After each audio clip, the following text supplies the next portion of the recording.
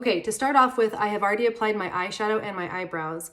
And before I apply my highlight color, I'm going to take the setting spray and I'm going to spray it on my face. Okay, now that you've got your makeup loaded, let's go ahead and start applying. The first step is the highlight color.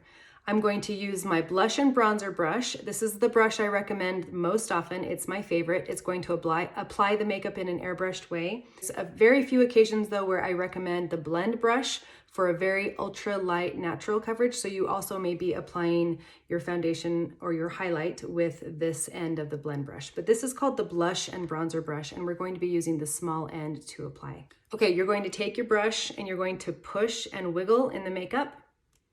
And then you're going to stamp it all over your face. We're going to start with our jawline and our chin.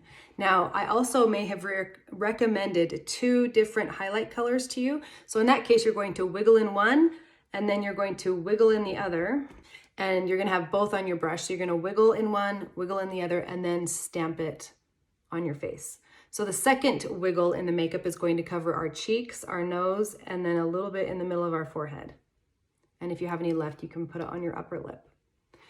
Okay, then after we've stamped it on, we're going to buff it in circular motions. So using this technique is going to be the best way to avoid applying too much of this makeup.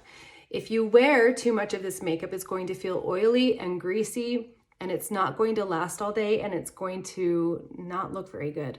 So this makeup is very pigmented. You don't need very much to get really good coverage. I always say that 2 wiggles in the makeup is all anybody needs to start out.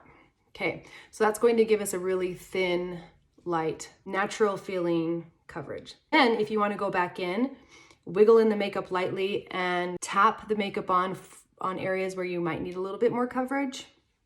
If you have a breakout like I do here, you can just wiggle in the makeup and lightly tap it on. And that will give you more full coverage in just one particular area. Now I'm going to conceal under my eyes, and I'm taking my all over color and I'm tapping it, starting down low and then working it up. But I'm just doing a tiny little bit. I'm using the small end of the blend brush. If you don't have this brush, then you can use the small end of the blush and bronzer brush and just squeeze it a little bit and tap that makeup under your eyes.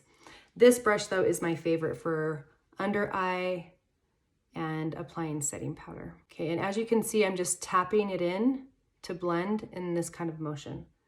If you're afraid that you got too much on, you can flip it around to this end and lightly blend it out to make sure you don't have any under eye creasing.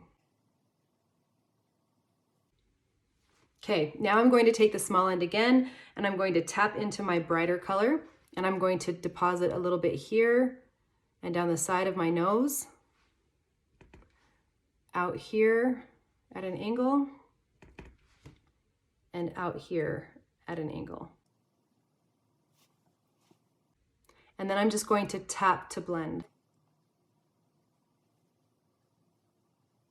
And again, I can use this end to tap on top and make sure that all that product is blended in and I don't have too much on.